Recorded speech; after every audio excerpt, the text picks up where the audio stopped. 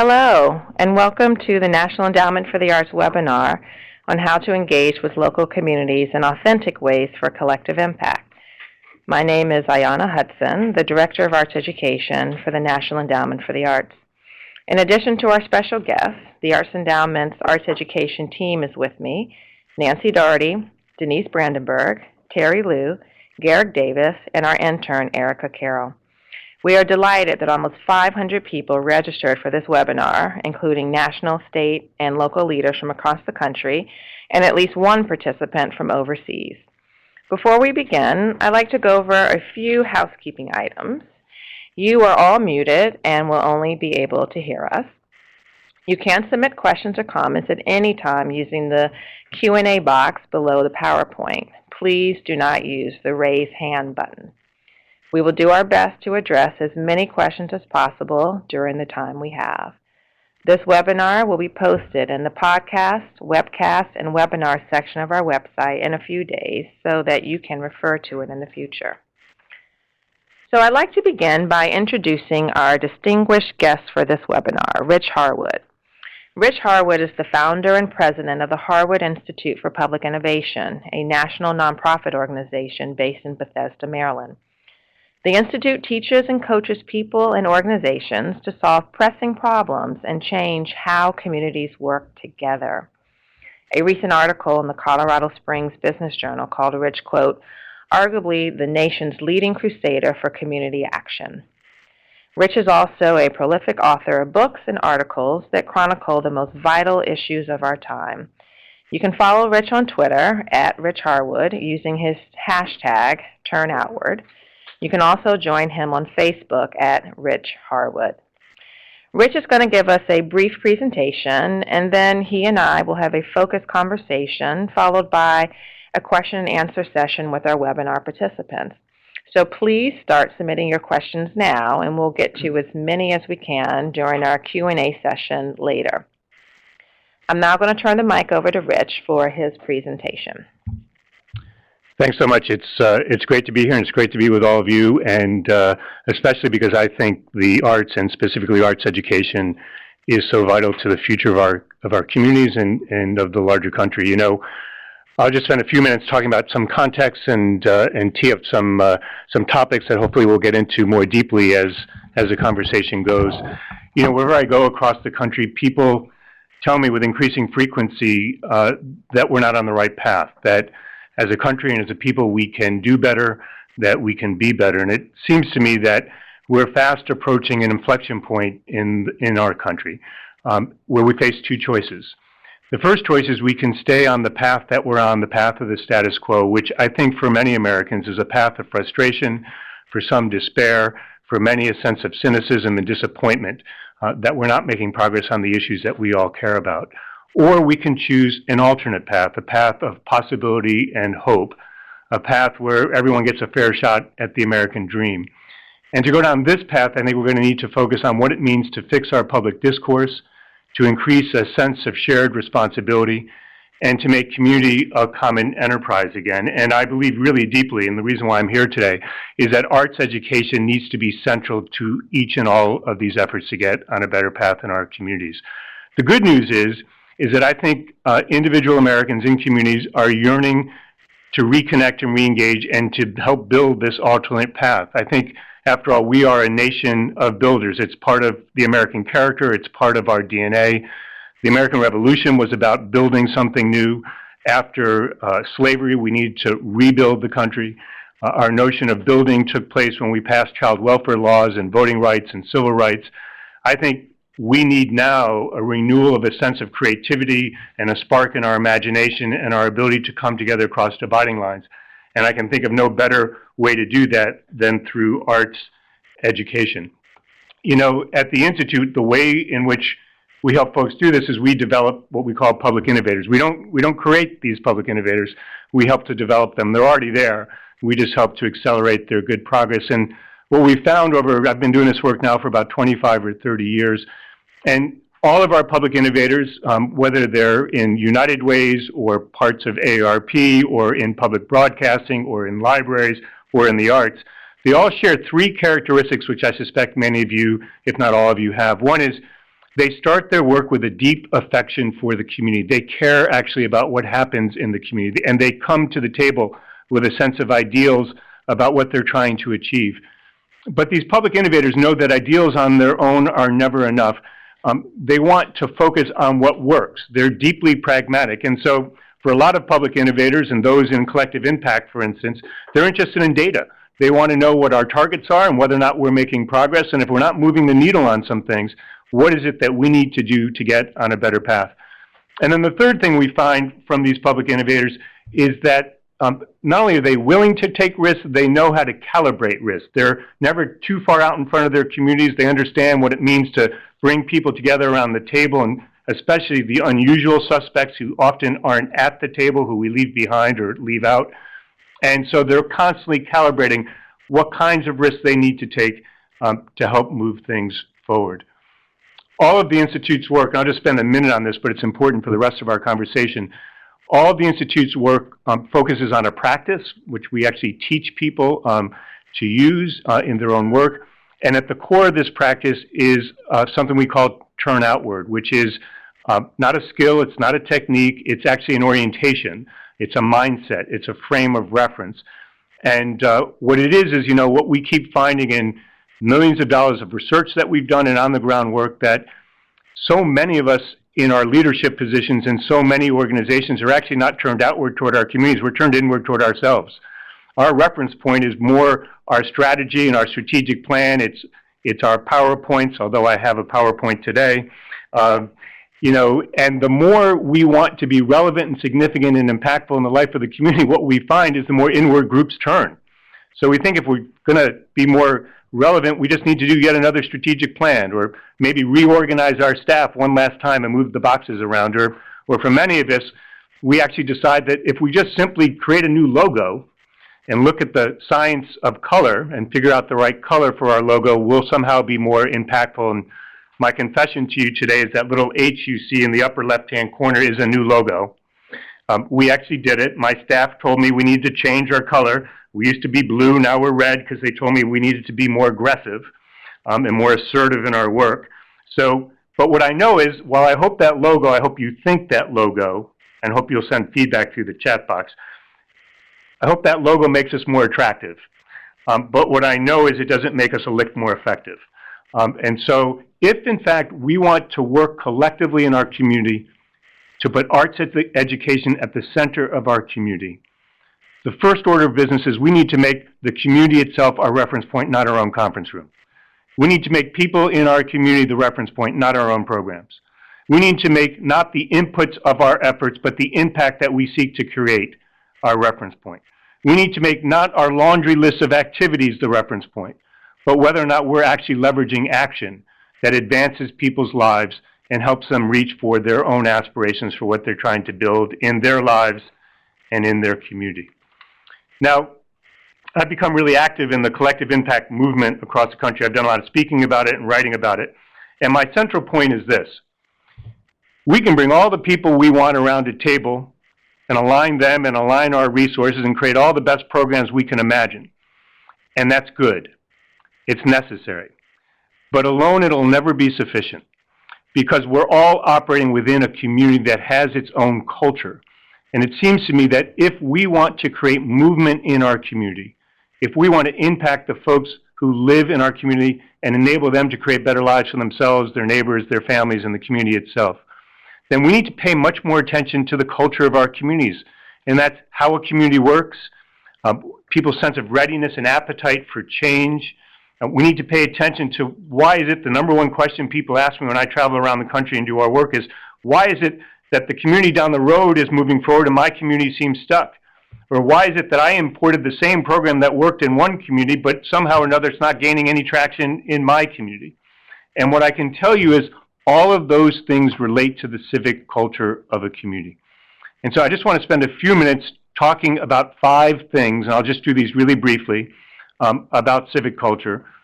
And what I can tell you is we don't have a slide on this, so I'm going to do it from memory. So 5 key things about civic culture that I think, if you want to move the needle on arts education in your community, we need to pay attention to. The first one is this: we need to pay attention to what creates community ownership in a community over an issue or a concern. What is it that enables the community to own it and not just we professionals or a group of organizations? And what we found at the Institute is, at the core of this is, we need to not focus on what our problems are in the community or doing these elaborate visioning exercises that we often do. We need to ask people what their shared aspirations are for moving a community forward. What is it that they're really trying to create? And what we found is communities that move forward the fastest are ones that align around the community's shared aspirations, not simply the coordination of programs.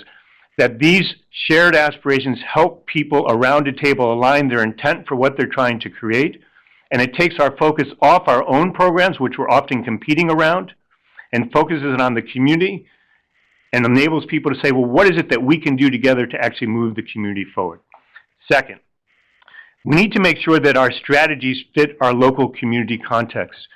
In the age of best practices, which we're all interested in, what I keep finding is we keep downloading best practices into our communities, but we're not clear about our own context, which is why in some communities they work and others they don't. And so how is it that we develop strategies that literally fit the context of our community? And one framework that we developed is called the stages of community life. There are 5 stages, and what we found is that in each stage, each community is in a stage. Most communities develop collective impact strategies that fit the growth stage. The vast, maybe 80% of the communities I work with that I've found in the country are in one of the 3 stages before the growth stage. And in each stage, the context for creating change, for generating change, for moving a community forward is fundamentally different than in subsequent stages. And so if we can take what we learn about a community's aspiration and the challenges people are trying to address, and we can connect it with the stage that a community actually is in, we're much more likely to develop collective impact strategies that will meet the community where it is and help the community move forward. A couple more things. Third, if we want to move communities forward, we need to pay much closer attention to what I would call creating an enabling environment in a community. In all of the work that we've done about why communities move forward and others don't, what we found is there are 9 key factors that actually help a community develop the infrastructure and the culture for moving forward. There are things like, does a community have positive and productive norms? What's the extent to which people have a conscious community conversation? What are the layers of healthy leadership in the community? Do we have boundary-spanning organizations that bring people together across dividing lines? What's our common sense of purpose? And what we have found is you can literally develop this enabling environment, which allows communities to actually do the work that it needs to do. And so if you have a pencil in your hand, what I'd ask you to do is draw a little picture with 2 circles like a Venn diagram that we did in 8th grade math, the 8th grade math that I almost failed. And on your left-hand circle, put arts education and the needle you're trying to move. And in the right-hand circle, put these conditions of community, what we call public capital, these 9 factors. And what we try to do is to get folks to work in that overlap, what we call the sweet spot of public life, where you're both trying to move the needle on a specific issue, but you're simultaneously developing this enabling environment that allows your community to implement these initiatives and move them forward. Fourth, I hope you're still with me here.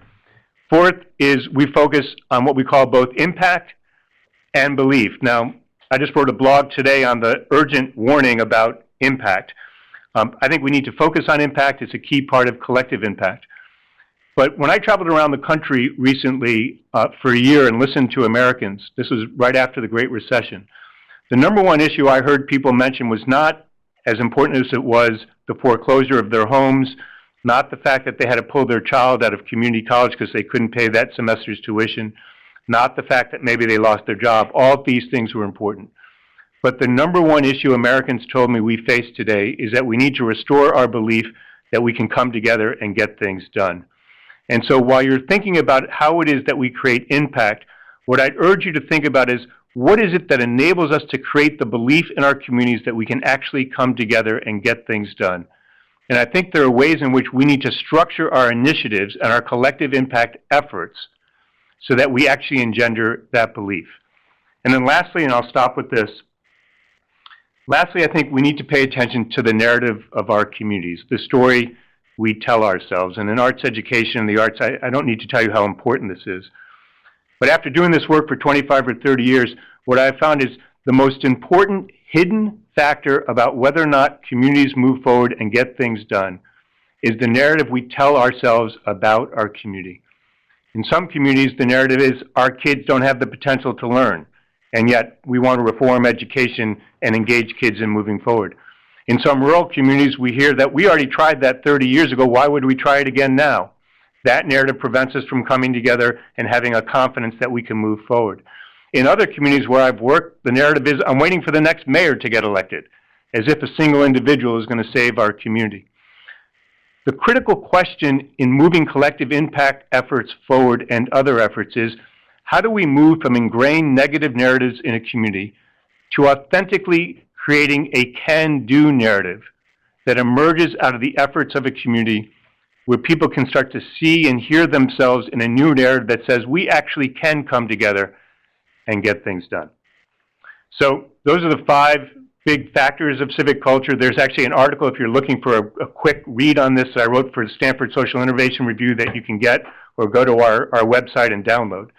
But let me stop there, and we can go from there. Okay. Great. Thank you so much, Rich, for that really great context. I have some questions just to jumpstart our dialogue. The title of this webinar is about community, and obviously ingrained throughout all of your remarks was community, community, local community. Can you spend just a brief moment really talking about how does one define local community? What does that really mean when you say you can't impose this work on community in terms of collective impact, but what is community? I often say to folks that if we brought all the best demographers, sociologists, and academics together to talk about a definition, sociologists to come together to talk about a definition of community, the world would probably end before we reach the definition. Because I don't think there are certain academic definitions perhaps, but I think what matters to those of us working in community is that we in our communities have to reach a definition of this. And people have all sorts of mental maps about community. And so one of the things I often say to folks is when you're beginning work, let's say on collective impact, is we need to go out and engage people and listen for how they define community, how broadly they define it. How they define sort of their narrower communities, whether it's a neighborhood or a community of interest or a religious community or an arts community for that matter. And I think in listening to those definitions, we then have a judgment to make in doing the work about, so what's our own mission and capacity and resources to engage those communities? And where do we match up the best to be effective in doing our work? Because what I found so often in doing this work is people say, well, my region is the entire southern part of the state. And then they tell me they have 3 staff people and a budget of $500,000 or $50,000. And I say, okay, so given your capacity and your mission, where can you get started in a way that you can really make a difference and not just tilt at windmills? And so I think one is we need to listen to communities because they will tell us sort of how they think about community. And second, we need to think about where we match up in terms of resources and mission capacities so that we can actually make a difference. And one last thing, what I say to folks is it's better to start small and expand, because once you start small, you can actually win and gain confidence and beliefs that we can do something. But when we start too broadly, inevitably our efforts are too thin, they don't produce enough results, and then we're back on the path of the status quo for people. So you talked about the idea of belief, and then you just mentioned that in your answer to the question about community. Can you talk a little bit more about that? How do you do that? How do you instill in a community this idea of belief that change is possible? Well, one part is I think that people believe we're focused on things that matter to them. And I don't think what matters most to people are the problems in their lives, so they're important. It's what are they trying to create in their lives? Where are they trying to go? And so do we understand people's shared aspirations? Do we understand the challenges in reaching those aspirations? And so that's the first part. I wrote a book a number of years ago that talked about why Americans retreated from public life, and I'd love you to buy the book, but I can tell you in one line why people retreated. And that is they didn't see their reality or their aspirations reflected in our public discourse. And so belief starts with a notion that something that you care about, that I care about, matters to those of us who are trying to make things work. So that's number one. Number two, then, I think the belief in public life is that we can't bridge these divides, that we can't come together, that there is more that divides us than that which unites us. I'm convinced that that's wrong.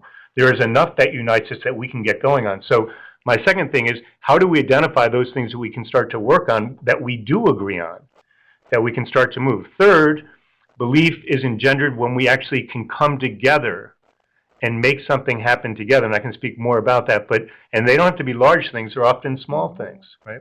And then fourth, what I would say is belief is engendered by the stories we tell each other. And those stories, there's an old country song, the refrain of which is, I can't see me in your eyes anymore. And we need to tell stories in which people can see themselves, hear themselves, believe that things are happening that matter to them. And if we can get those ingredients right, I think we can engender much greater belief. And I've seen this happen in many communities that we're working in. So how does that happen when there is a history or a culture of division between the community and between those that are working on behalf of a community? If there's been a history of clashing between the two, how do you work through that to be able to instill this idea of belief that change is possible? Yeah, this is the case when we've worked in Flint, Michigan, in Detroit, in Newark, in Youngstown, in Las Vegas. From a collective impact point of view, I think a lot of times our impulse is, let's do the data and come up with an initiative that solves the world's problems overnight. And when that gets dropped into and imposed on a community, people's reaction, I can tell you, is, oh my God, here we go again. Here we go again. A bunch of professionals have got together, they hold themselves up in a conference room, and they're going to impart their great wisdom on our community. And as you know, and I know, what they're saying to themselves is, well, if we were also wisdom-filled, why am I in the fix I'm in? And why is this community not moving forward? So here's an alternative. If a community is really divided, they're probably at an impasse.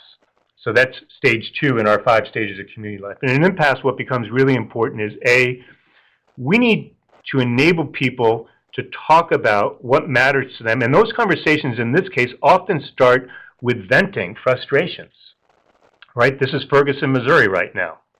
And so we've got to make room for people to express that frustration because their lives have not gone the way they wanted them to, and the community's not going the way they collectively want it to. And we've got to make room for that, as uncomfortable as that may make many people and make many of us.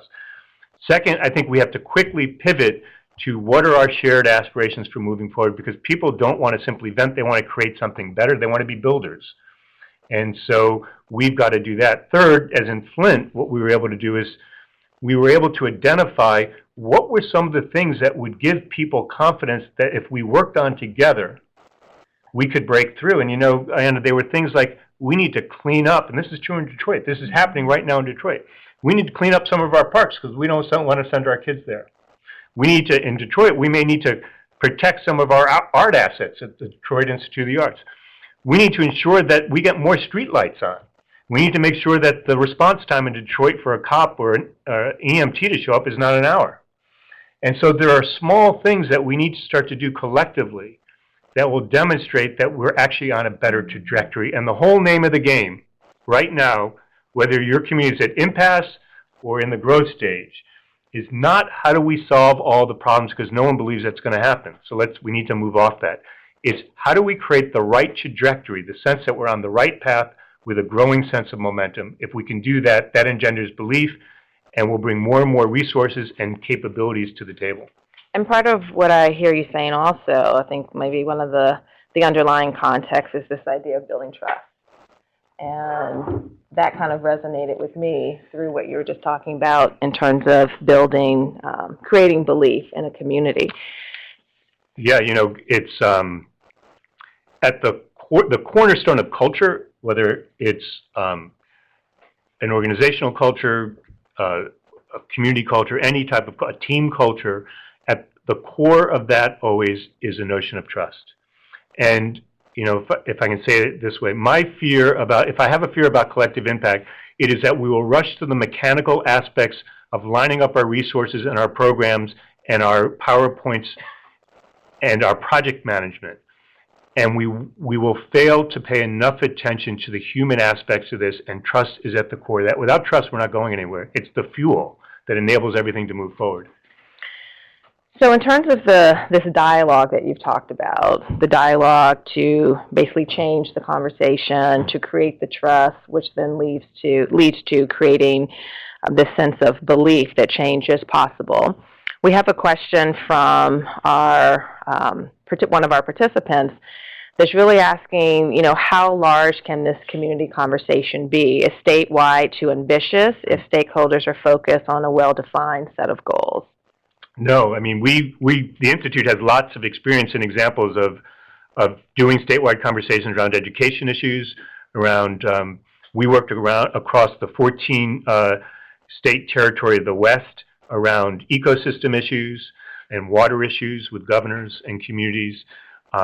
We are now thinking about launching a national initiative around people with disabilities and how we create the right kind of integrated support systems that enable people with disabilities to reach their full potential and their own aspirations. So no, as long as we're smart about how we do these things, we have the right partners, that we're clear about what stage of community life, for instance, our state is in, and we've applied those stages to states, because that'll dictate sort of how we think about a strategy. This can all work. We've done this nationally as well on a whole host of issues like money in politics, political conduct, education issues. It can all be done. So you just talked again about kind of the stage of the community, and along those lines, we have another question from one of our participants who's asking, how do you begin to assess which stage your community is in before actually starting on a project? Yeah, so we have a handy-dandy tool that you can use. I think it's on our website, theharwoodinstitute.org. If it's not, you can just sort of email me or Ayanna, and we'll get it to you.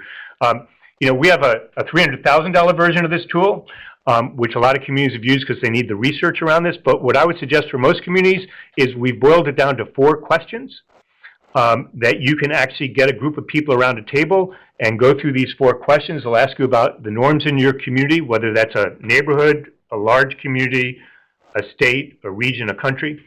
So you can go through these questions around leadership, norms of a community, the kinds of boundary spanning organizations you have, and there's one other.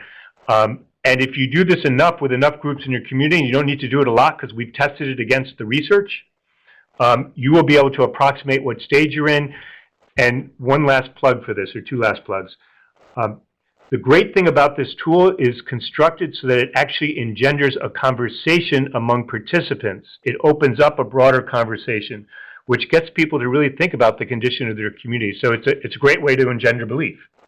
The other thing is that we actually teach how to use this tool and other tools at our public innovator labs, where we teach people how to gain knowledge about their community, engage the community, figure out how to do basically the 5 things I talked about up top, and this is one of them.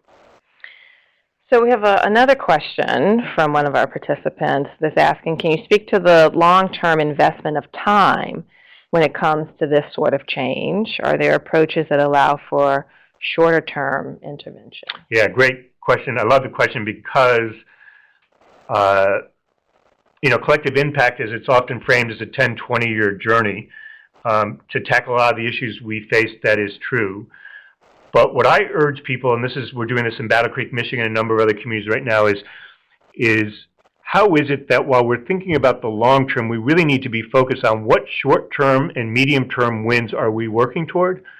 Because without those short-term and medium-term wins, people get fatigued, they get tired, we lose our public will, and people's belief becomes undermined that we can actually do things together. So while we're focused on the long term, I'm just a huge, huge, huge proponent of how do we peel off and figure out these short-term wins, and how do we parlay those and leverage those into medium-term wins. And when I say short-term, I mean 6 months, a year, 18 months, medium-term being 2 years, 3 years, 4 years.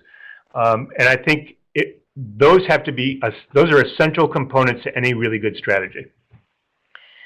So during your presentation, you talked about the concept of turning outward, which also is the kind of underlying framework of a lot of what we are talking about. And from what I've read about turning outward, it really means, choosing, moving forward with intentionality.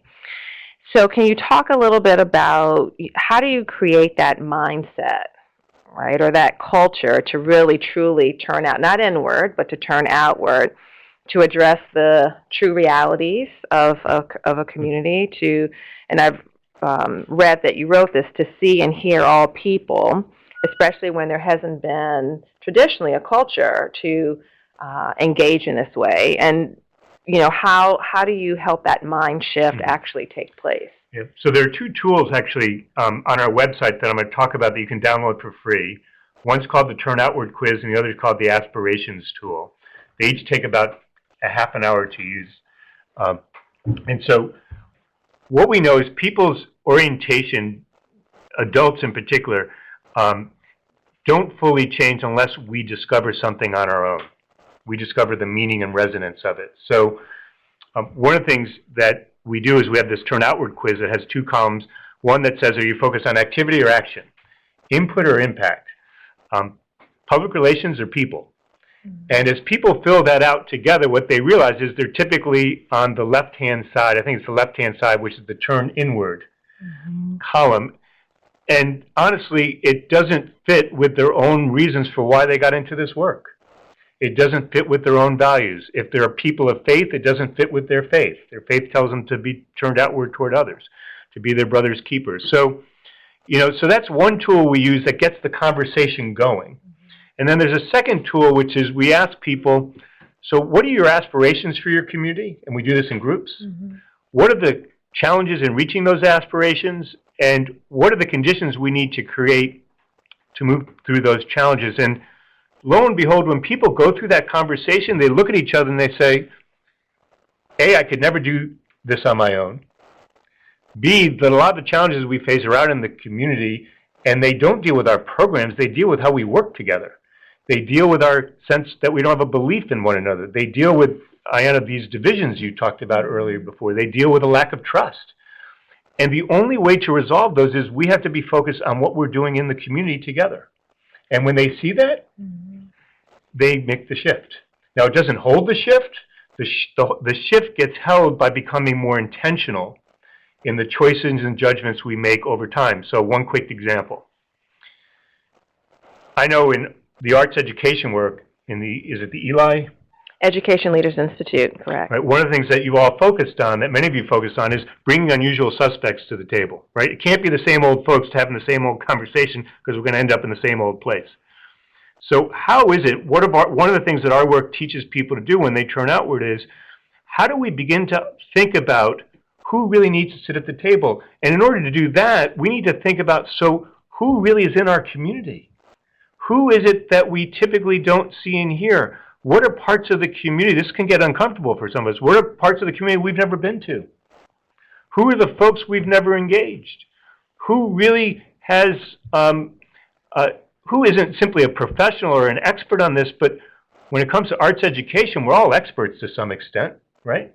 So who do we really need to hear from? And we have a formal set of questions we take people through, and it helps us start to expand our intentional choices. But if I can say one other quick thing about this, is just the tip of the iceberg.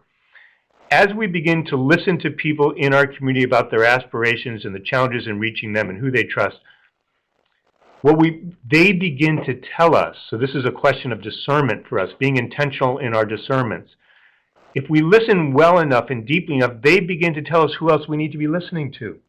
And so all of a sudden we're following a trail that we didn't create, but that the community itself is generating as we move further and further and deeper into the community. And it's only when we start to hear the same repeating patterns that we know that we've gone far enough, right? And but that requires intentional choices in first getting beyond usual suspects. It requires intentionality in the questions we ask people. It requires intentionality and discernment in terms of what we're listening to and what we're listening for. Great, thank you. And to continue along this line of dialogue and conversation, we have another question from one of our participants. How do we help community take full control of arts education and the arts, particularly in communities that are mainly immigrant populations, non-English speakers, first generations, etc.?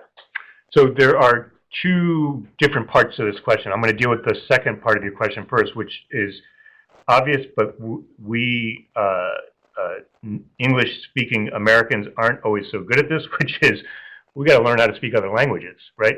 We've got to engage folks. You know, we did work in Battle Creek, and the community that was the most hidden and needed the most attention from the community and had deep aspirations for their lives was the Burmese population, and English was not their language, and so we had to learn to engage folks in Burmese, right? So number one is we've got to get more multilingual in our approach. Beyond that, though, let me go to the core of your question, which is around control. And if I could say, I would change the word control to ownership. What does it mean to engender ownership in a community? And there again, I think if you ask people about their aspirations for their community and their lives, they will talk about the things they're trying to create. And in part of that, they will talk about our need to come together. And as part of that, I suspect there will be some notion about creativity and creating things together. In that, I suspect arts education sits. And then, if not, you can always ask, so where does arts education fit into this? But I think what we need to tap into here is not how do we get people to support our programs or initiatives, but how do we put them back in touch with the arts in their own lives? What experiences have they had with the arts? And everyone has experience with the arts. Everyone as a child drew something, right? Everyone as a child, you know, drew something in the sand or in the dirt. We all have experiences with the art, with teachers, with other folks. And so how do we make those connections for people? And then the last thing I'll say is how do we bring these things together so that we understand where arts education fits into the kinds of lives and community people are trying to create for themselves? And how is it that our work through collective impact can support those aspirations and make them real for people? And then once we do that, I think the conversation fundamentally shifts. But to do this, we've got to start where people are. We've got to do things that matter to them. And we've got to get some wins under our belt, which means we need some short-term wins to demonstrate what this all looks like. So you just talked about where people are and kind of meeting people where they are, which reminds me and brings me back to what you described earlier about a community narrative. And a community narrative is the story a community tells about itself. So can you talk a little bit about, and there's a couple of questions within here, who defines the narrative? Whose story is it to tell? What if there are different stories, different narratives in one community, and which story then gets addressed? Well, by definition, there will always be different and competing narratives in a community. There is no singular narrative. What I can tell you, though, is that there's often sort of a meta-narrative that sits on top of those. And I think we need to discern both, some of the more micro narratives, if you will, and then sort of the larger narrative. But look, I mean, here's the thing. Suppose you're in a community where the meta narrative is we have lots of competing narratives, right? We're divided, is what people would say. So if I were a museum, if I were an arts group, we're doing this with libraries now, the question is not how do we resolve all those narratives, at least not initially. The question is how do we illuminate those narratives? How do we understand them? What can the arts bring to them? What can the arts bring to how people think about them and discuss them and express them, right? And how do we make room for that? How can people, when we did work in Flint with the arts there were phenomenally helpful because it was only through the arts, not through sort of deliberative forums, that people came to articulate their own stories, their own individual stories, and then to articulate common stories. And the arts in our work in Flint for 10 years, the arts were the breakthrough moment for us in helping the community articulate who it is and where it wants to go. Excellent, thank you. So let's turn for a minute in terms of, honing in specifically around arts education and the work that we do with our primary community being students, in terms of all the work that we do is about how do we increase access to arts education for every single student in this country. And for all of our partners and people listening in on this webinar, how do they really increase access to arts education for students in their local communities or in their states? So if our kind of primary audience, our primary community, are students, how do you really authentically engage, invite students into the decision-making process, into a collective impact initiative? It really speaks to this idea of what you've talked about, that you don't impose something on to someone, that it's about how do you work with them, how do you build trust, how do you change the narrative, change the dialogue. How do you do that when the primary community that is being served or being engaged with is our students? Yeah. So I'd love to come back to this notion of, in a different point, about if we're really focused on students, where do we begin the conversation with people in the community about arts education in relationship to that? But in terms of students, what I would say is that we need to engage students much like we would engage anyone else in the community. You know, if I can just tell a really quick story about this. In Youngstown, Ohio, the public schools that were taken over by the governor, they set up an academic distress commission. They created an education reform program, and they were about to release it and realized they had never talked to anyone in the community. So I had a phone call from a foundation president saying, would the Institute work with the community to engage people? And I said, only under two conditions. A, we get to decide who we talk to, and B, we get to choose the questions. They agreed. Make a long story short, when we were engaging adults around education, they said basically, when we see kids in Youngstown walk down the street, we cross the street. When we look into the eyes of children, we don't see kids who have potential. We see that they're all troublemakers, and they're largely going to end up in trouble, and that a lot of them are going to end up behind bars. We don't see them as the future leaders of our community. So we could have left it at that. But instead we decided, well, we need to engage kids, children of all ages. And so when we did, particularly older ones, what they told us was, we know what those adults say about us. When they see us walking down the street, they cross the other side. When they look into our eyes, we know they think we're up to no good. We can see it in their eyes. They all believe we're going to be crooks and that we don't have the potential to learn. So here's the thing. If we're really concerned about kids and arts education, it seems to me that we need to engage kids not around arts education. We need to engage kids about who they want to become, who they want to be, how they see adults in their lives. And then we can maybe ask them about arts education. But I would never start with the arts. I would start with who they want to become and where the arts, and our job is to help figure out where the arts fit into that so that they can become full, they can reach their own innate potential, their God-given potential, and that they can become creative and innovative and understand how to work with each other and express themselves. And I don't need to tell anyone on this webinar about this, but my God, one of our chief challenges in our country right now is we can't come together and express ourselves. And we desperately need the arts and arts education to help us learn how to do that at a young age. But it's got to start with what the child and what we're trying to help create, not with how we do arts education. So piggybacking on that and this idea... I hope you're not turning off your computers when I say that. No, but I think piggybacking on that, this idea of starting the conversation with the aspiration and what do people want to achieve and what is the vision that people have for their community. And in the world in which we work, obviously that is fundamentally arts education. But what assets do the arts have to really help foster that kind of dialogue that is the foundation of all of this work?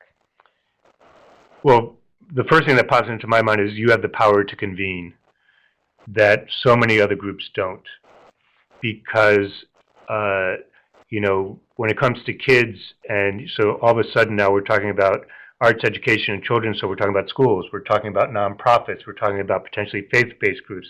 You know, in a sense, everyone's got a dog in that fight or an axe to grind. or an agenda. And it seems to me that the arts is something that can bring people together to have a fundamentally different conversation about our children and where we're going and what we're trying to create for them. So I think the power to convene. I think the arts, unlike a lot of other things, is not fundamentally, at least initially, about policy disputes. It's about creating something. And so the whole tone and tenor and focus or focal point, I think, begins to shift. I think the fact that the arts are often about creating something and about expression means that I think you can help to create norms. One of your assets that you can bring to the table is the norm of what does it mean to create something? What does it mean to do stuff together and express ourselves in ways that are productive? And when I mean productive, it doesn't mean that people won't have frustrations or complaints, but productive in the sense that we're trying to move someplace. I think the arts as an asset, and arts education in particular, deals with the whole child. And so many of the things in our lives deal with just, I've got 2 kids, just deal with pieces of our children. And so I think that's a huge calling card for arts and arts education. And then lastly, not lastly, but one other thing I would say is that through arts education, kids can produce tangible things, stories, pictures, other things. Those are things we can share with one another. They're part of engendering belief. They're part of revealing our potential in communities. And so one of the assets you have is what kids produce and what they produce by themselves and what they produce together, because it's a reflection of the better nature of ourselves and who we can become. And I think we need that now. Excellent. You've talked about how to engage with communities in an authentic way before this work even starts, this work being kind of collective impact initiatives. So before an initiative gets started, we've talked a lot about how to engage communities. And in our field, we have a handful of really strong collective impact initiatives that are underway in various communities across the country. So how does one authentically engage local communities if an existing effort already underway 5, 10, 15 years in, kind of doing that gut check, really thinking about the conversation that we're having today, work is already underway and moving forward. How do you engage and bring communities in to that advanced stage of work? Yeah, so you can't see me, but I'm smiling as Ayanna asked me this question, because 90% of the people we work with are in progress, right? So it's usually not the case that we're catching people before they've started anything. So here's what we usually say to folks, so you're on your way. Part of collective impact, any really good collective impact effort, is to continually calibrate and recalibrate where you are. So what I would say is, it's never too late to go out and engage people and hear what they're wrestling with, and to use what you're learning as knowledge to integrate with data, because these things can't be separated. They need to be integrated, what I would call public knowledge from the community and expert knowledge data that we gain. And let's continually use what we're learning from the community to calibrate. Are we, now that we're into this, are we focused on the things that matter most? Are we making progress on things that matter most? Do we need to tilt something 45 degrees that we're already doing? You don't need to blow it up. Just, do we need to tilt it? Another thing that you'd start to think more about as you start to engage the community and sort of move down that list of 5 things I mentioned is, for instance, are we focused enough on building this sustainable enabling environment? The norms and networks and relationships and leaders we need. Every community, no matter where it is, has to start someplace. Just start where you are, right? Is our work, are our strategies really, do they fit the local context? I can't tell you the number of organizations that are 3, 4, 5 years into their work that when we start working with them, they recalibrate their strategies so there's a better fit. It's like, taking the right shirt out of your closet. And so how do you do that? And there are really practical, hands-on ways to make all of that work. So never believe that you have to start all over, because communities are an organic system that are constantly moving, and no matter where we are, we're just still moving. And so never believe you have to start all over. The better thing is to have the courage to say, how do I understand where I am, calibrate as best I can moving forward, and keep moving. And that's what I think we need to focus on. And everything that we've talked about today, does all of this apply to rural communities as well? It applies to every kind of community that you could possibly imagine. We've done work in rural communities and communities of 2,000 people in South Carolina. There are communities, I was just with someone at our Public Innovators Summit who's a county librarian in a community of 600 people. And she was telling me, and they have a lot of divisions there, she was telling me about how they're applying all of our work, for instance, in that setting. So what I like to say is wherever there are people, these approaches work. And wherever people have aspirations, we can get moving. And how do you measure success in this work in terms of authentic community engagement? How do you know if you've achieved that? So we measure success on 4 levels. We look at 3 in particular. There's a 4th level. The 4th level is whatever issue you're working on, like arts education. Given the goals that you've set, have you moved the needle on those? But in terms of civic culture and the things I'm talking about, we look at 3 other levels.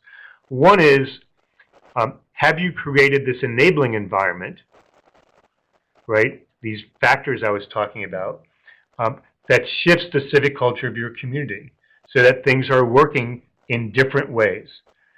Because, we need to change those conditions often to make progress on the issue we're working on, but what we also know is if you can shift the conditions on whatever you're working on, they ripple out and start to affect other ways of working in the community so that you can tackle other issues.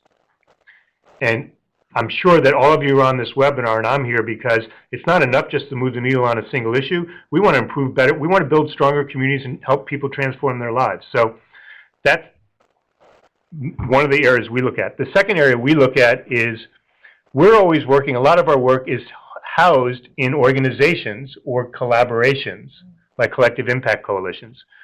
And so there what we're looking for is have these practices become embedded in the culture of those collaborations and organizations, because we believe that these boundary-spanning groups are really critical as engines of change in a community. And if these practices need to be embedded in what you're doing in order for this to work. And then lastly, we believe in the power of people, of individuals. So these public innovators I was talking about, we're looking, are we creating a critical mass of public innovators who have adopted and adapted these practices to make them their own? And in our evaluations, what people start to say is, I'm showing up in my work to do my work differently. And where things are really working, what people are saying is, I'm showing up in my life differently. So a question from one of our participants: how often do we need to stop, understand where we are, and calibrate? So 2 different answers. On the one hand, in the formal ways we're talking about now, like with these community conversations, what I would say is once every 3 years, every 4 years. In terms of recalibration in terms of the other things I'm talking about, like belief, creating the enabling environment, those types of things, what you want to be thinking about are what are the feedback loops you have from in your work with the community and with, let's say, specifically with arts education in this case, that would tell you whether or not you're being successful along some of the dimensions I've mentioned. And that recalibration needs to be happening continuously. And one of the things we work with folks on is where should you be looking to gain that feedback? How do you create those feedback loops? And then importantly, because a lot of times we have a lot of feedback or knowledge that we're gathering, but we don't know how to apply it, or we simply don't apply it. And so we work a lot with folks on what does it mean to apply that knowledge so that you can recalibrate. And that becomes really pivotal. And as our conversation comes to a close, just one final question. What's the primary message or really advice for those wishing to engage with communities in a really authentic way? Any parting thoughts on that? Yeah. Turn outward. I think if we are genuine in our intent, and if we want to be authentic in our actions around community, then the very first step is that we need to adopt an orientation and make the choice to turn outward toward our communities and make the community the reference point for what we do. What we do in our conference rooms is critical and essential and important, but that can't be the primary reference point that drives the work that we're doing. Rich, thank you so much. Thank you so much for a really great conversation around community engagement. I know I've learned a tremendous amount based on the conversation that we've had today, and I hope our webinar participants have as well. So thank you so much for your time and sharing what you've learned over decades of experience with us today. So that brings us to a close for our webinar, and we hope that you stay connected with our ongoing work here at the NEA's Arts Education Office. If you haven't already, please make sure that you sign up for our newsletter, and you see how to do that on the slide that is up right now. To leverage our investments for deeper impact, we are collecting collective impact stories from across the country, your successes and your challenges, and we are doing this so we can all move forward together, so we encourage you to send us in your stories.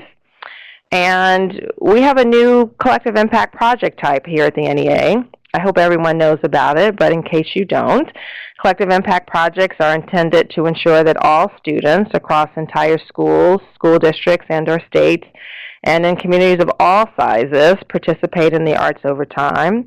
We anticipate making a limited number of grants at higher award levels for longer-term, large-scale projects, and we encourage you to go to our website to review our guidelines. I want to thank again our featured guest, Rich Harwood, for a really great conversation, and I want to also thank the wonderful arts education team here at the NEA. We hope that you enjoyed our webinar today. You can look for the archive webinar to be posted on our website in a few weeks, and look for our previous webinars on collective impact in the archive as well. Thank you so much, and goodbye.